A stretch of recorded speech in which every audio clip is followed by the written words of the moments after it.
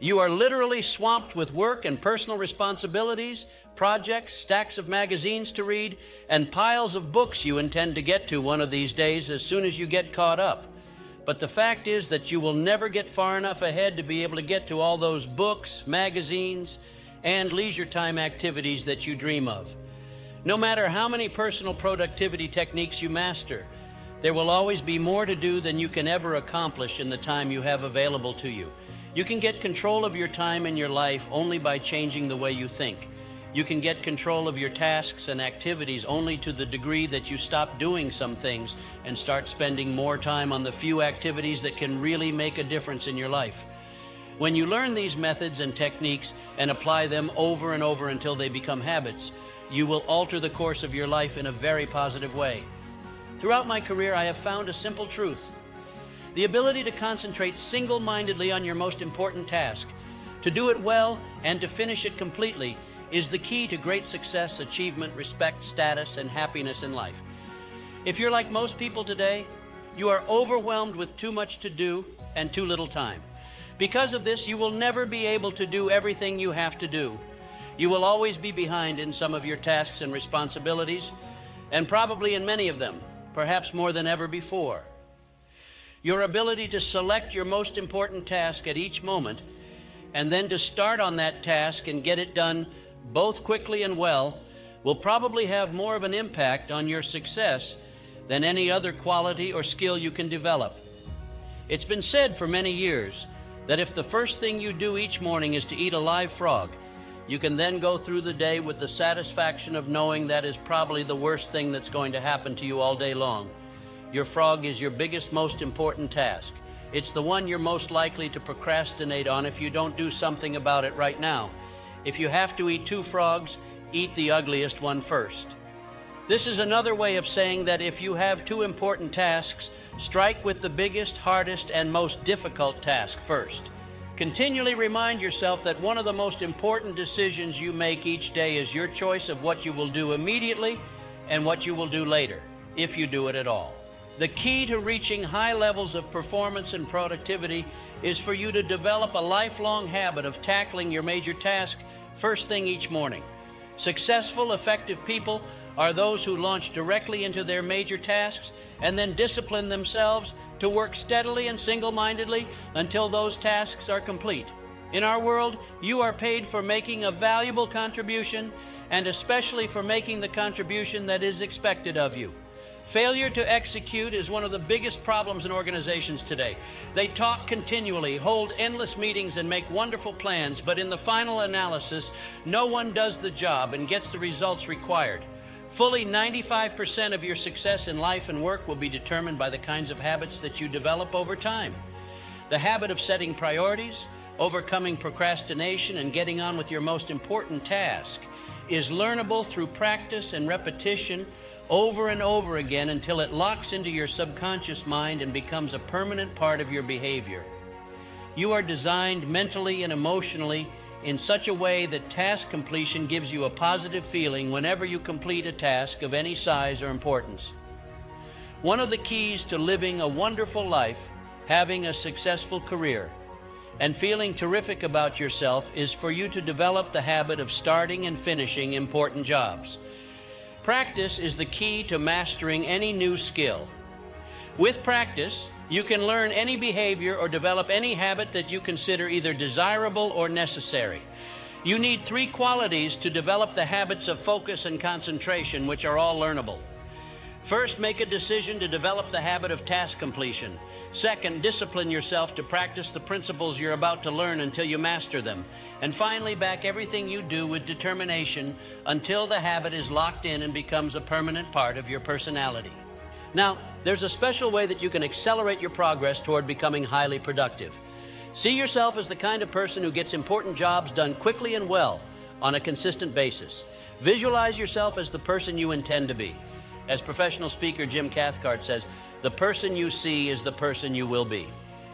When you train yourself through repetition and practice to overcome procrastination and get your most important task completed quickly, you will move yourself onto the fast track in your life and career and step on the accelerator.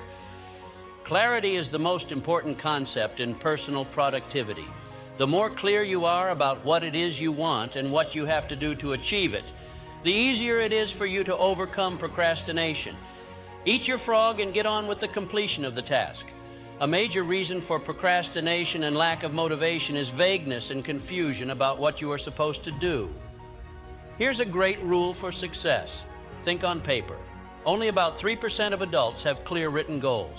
These people accomplish 5 and 10 times as much as people of equal or better education and ability, but who, for whatever reason, have never taken the time to write out exactly what it is they want. There's a powerful formula for setting and achieving goals that you can use for the rest of your life. It consists of 7 simple steps. Here it is. Step number 1, decide exactly what you want. Either decide for yourself or sit down with your boss and discuss your goals and objectives until you are crystal clear about exactly what is expected of you and in what order of priority. Step number 2, write it down. When you write down your goal, you crystallize it and give it tangible form. On the other hand, a goal or objective that's not in writing is merely a wish or a fantasy. Unwritten goals lead to confusion, vagueness, misdirection, and numerous mistakes. Step number 3, set a deadline on your goal. Without a definite deadline accompanied by the assignment or acceptance of specific responsibilities for completion, you will naturally procrastinate and get very little done. Step number 4, make a list of everything that you can think of that you're going to have to do to achieve your goal. A list gives you a visual picture of the larger task or objective. It dramatically increases the likelihood that you will achieve your goal as you have defined it and on schedule. Step number 5, organize the list into a plan. Take a few minutes to decide what you need to do first and what you can do later. Decide what has to be done before something else and what needs to be done afterwards. With a written goal and an organized plan of action, you will be far more productive and efficient than someone who is carrying his goals around in his mind. Step number 6, take action on your plan immediately. For you to achieve any kind of success, execution is everything. And finally, step number 7, resolve to do something every single day that moves you toward your major goal. Read a specific number of pages on a key subject, call on a specific number of prospects or customers, engage in a specific period of physical exercise, learn a certain number of new words in a foreign language. This decision, this discipline alone, can make you one of the most productive and successful people of your generation. Clear written goals have a wonderful effect on your thinking. The bigger your goals and the clearer they are, the more excited you become about achieving them. Think about your goals and review them daily. Every morning when you begin, take action on the most important task you can accomplish to achieve your most important goal at the moment. Now here's what you can do to put this idea into action immediately. Take a clean sheet of paper right now and make a list of 10 goals that you want to accomplish in the next year. Use the present tense, positive, and first person so that they are immediately accepted by your subconscious mind. For example, you would write, I earn X number of dollars per year. Then go back over your list of 10 goals and select the one goal that, if you achieved it, would have the greatest positive impact on your life. This exercise alone could change your life if you had a major purpose you wanted to do, the people that could help you do it, and then have the sufficient phase to keep you going while you did it. Don't you see that would be about all you would need? You need personal initiative, you need the imagination, you need enthusiasm. This philosophy is something like baking a cake, and if you took out any one of those ingredients, you wouldn't have the same kind of cake. You can't leave out any one of these 17 principles. It'd be just like taking a link out of a chain. And these are the 14 principles supporting these 3. Faith is a state of mind that has been called the mainspring of the soul, through which one's aims, desires, plans, and purposes may be translated into their physical or financial equipment. Now, when you speak of applied faith, ladies and gentlemen, we're talking about something vastly different from just mere belief. That's the action part of things, and there are a lot of people you know who believe in things, but they don't do anything about them. 2 fundamentals of faith are, first of all, definiteness of purpose supported by personal initiative and action. Action, action, action, but more action the better. Next, a positive mind free from all negatives such as fear and hatred, jealousy and greed. A positive mental attitude determines the effect of this update. And next, a mastermind alliance with one or more people who radiate courage based on faith and are suited mentally and spiritually to one's needs in carrying out a given purpose. And next, recognition of the fact that every adversity carries with it the seed of an equivalent benefit, and temporary defeat is not failure until it has been accepted as such. Do you know where the majority of people fall down in connection with their application of their faith? It's while they're depleted and they accept that defeat as being something that can't do anything about. They become discouraged, they build up inferiority complexes instead of reversing that order and using that defeat as nothing more than temporary and making another effort. And next, the habit of affirming one's definite major purpose in the form of a prayer at least once daily. Now, the subconscious mind only knows what you tell it. It doesn't know the difference between a lie and the truth. It doesn't know the difference between a penny and $1 million. And if you send over predominating thoughts on poverty and ill health and failure, that's exactly what you'll get. And it's necessary for you to affirm over and over again these objects that you are going to obtain in life until you educate your subconscious mind to attract automatically to you the things that are related to what you're aiming to attain in life. That the individual you that is a minute expression of this intelligence, and as such you, the individual. And if I had ever wavered for 1 second from the time that I started with Mr. Carnegie up until the time I gave this philosophy to the world, if I had wavered 1 second in my belief that I would do it, I would never have done it. Do you have any idea what was the strongest part in what I've achieved? I am no more brilliant than the average person, no more intelligent than the average person, but there was something in there that was responsible for. In other words, I believed I could do it, and I never stopped believing it. And I want to tell you that if you can take that attitude towards yourself, if you can throw yourself over on the side of yourself when you're overtaken by adversity, if you can stand by and not also go over against yourself, then you're using up light faith, and you've got to do that. Have you ever thought of that? Nobody is permitted to attain a high state in life and stay there without being tested, any more than anybody is allowed to go into a well-managed business and go up to a high position and stay there. Without even being tested with lower positions, I don't know how the Creator runs His business entirely, but I can definitely see that He allows nobody to attain a higher state in life without giving him severe tests. The men of great achievement in all walks of life back through the ages were great only in proportion as they had been defeated and as they had met with opposition. Couldn't have been a coincidence that every one of these outstanding men was great in proportion exactly as he had been small and as he had been opposed and as he had had to struggle. Anything you want to do, no matter what you call it, we're all talking about one, the first girl. There's only one. There's one first cause that's responsible for this great universe we're living in. I call it the infinite intelligence, and the infinite intelligence happens to be a sort of a neutral, in-between term that nobody can object to. Nobody at all, unless you can absolutely put down on paper evidence that there is a first cause that you can draw on.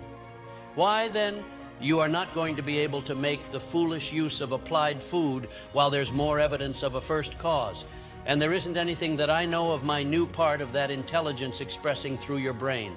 The only limitations are those which you set up in your own mind or permit somebody to set up there or circumstances to establish for you. Next, careful inventory of your past defeats and adversities from which it becomes obvious that all such experiences do carry the seed of an equivalent benefit, never a defeat. Every failure carries with it the seed of an equivalent benefit. Wouldn't mean a thing in the world to you unless you examine enough illustrations in your own experience. You see that it always works out that way.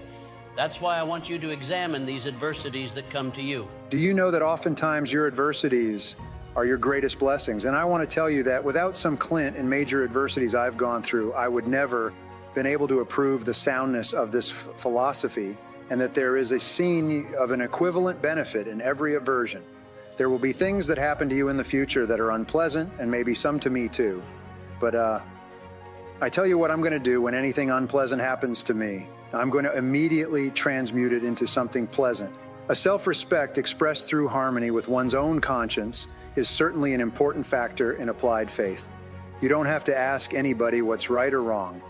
Your own conscience tells you, unless you convert it into a conspirator instead of a cooperator by choking it off and not responding to it, as so many people do, your conscience can be not only a guide, but it can also be corrupted towards a conspirator. It'll help you cover up your meanness if that weren't true.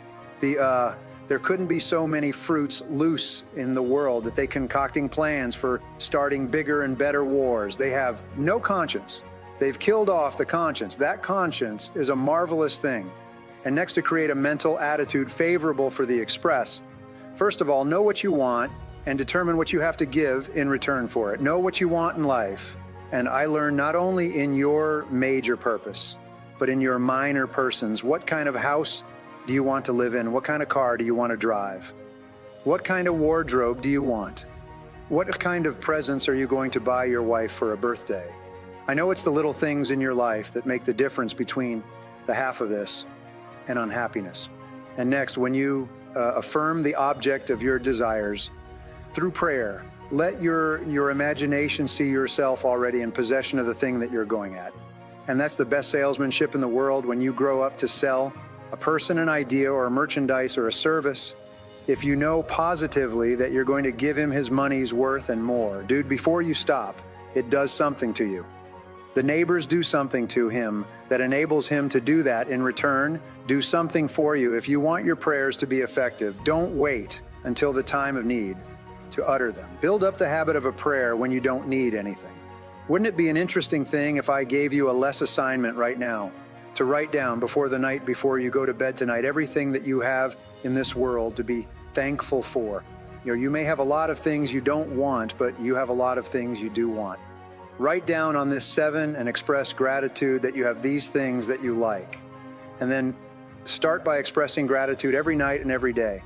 Keep your mind open for guidance from within. Yes, hunches, you'll get hunches. Treat them with civility, examine them, and you may find that some of these very unusual hunches that you come are bringing you messages that you need to get you over the hump and whatever it is that you're doing. And when you are inspired by hunches to move on some plan created by your imagination, accept the plan and act upon it once. And remember always that there can be no such state of mind as faith without appropriate action. And when overtaken by defeat, as you may be many times, remember that man's faith is tested many times, and your defeat may be only one of your testing times. We all go through that testing time, and the ones that survive these tips can come out on top with an abiding faith, are the ones that become truly great in life. Any negative state of mind will destroy the power of faith and result in a negative climax. Your state of mind is everything. That's the only thing you have control over. Your education, your background, your nationality, your creed has nothing whatsoever to do with your ability to achieve. It's the state of mind that you maintain. For me, that's the most profound thing in all of the knowledge of mankind. The most profound of all of us is the fact that the homeless person can take possession of his own mind. Just the change of his mental attitude changes from success to failure almost instantly. A burning desire is the sort of material of which faith is created. There are a lot of desires in the world, but they're not burning desires, and they're not obsessional as ours. And most people in their whole life never express or never experience an obsessional desire for anything. We wish for everybody to have a lot of money without having to work for it. I'll say wish for things. Wish for the Cadillac when they're driving it forward. And if you want a Cadillac car and you make up your mind to have it, get out and see that the men under you or the job that you're holding, and see that you put into it, in this will imply to either Cadillac car. You have to weld them with a burning desire, and then you have to do some action. You've got to start right where you stand with action. Now, here's a lot of examples of men who have achieved. There is one down here that I particularly want to call your attention to, that of Miss Helen Keller, who believed that she would learn to talk, despite the fact that she had lost the use of her speech, her sight, and her hearing. And yet, did you know, of course you do know, that Helen Keller became one of the best educated women in the world, and all she has to go by is the vibration. I think with a woman with a handicap of that kind, all the way through life, getting joy out of life, rendering useful service, making speeches, if you have faith, keep your mind on that which you want and not on that which you do not want. How does one go about keeping his mind on all for the things he doesn't want? The way you keep your mind off of things you don't want is to transfer your mind over to things you do want and start talking about them. Start giving thanks for already possessing them. Won't sound silly to you because you know what you're doing. You're talking to your subconscious mind. You're re-educating yourself. You're keeping your mind fixed on things you want and off the things you don't want. And if you ever feel blue or discouraged or lacking in courage, I'll tell you a good remedy for them. May I sit down and take a tablet and start my rings? Number 1, the thing that you want most in life. Number 2, the thing that you want next month. Number 3, the thing you want next moment. Describe the look that you want it on, whether you want to own a lot of acreage on top of the hill or down below the road or above the road. How many rooms you want that house to have, how you want each room furnished. Do a little mental winter shopping, and believe you me, you'll get it. You'll get your mind over that looting issue, get it onto something that's constructed. Start right in doing something physically, writing down the things that you want. When anything bothers you, a lot of things that I can see have a lot of advantages I can use that I don't understand, but I don't need to understand them. I know which button to press to get the result I want, and I don't need to know how. What happens between the pressing of that button and the result that happens?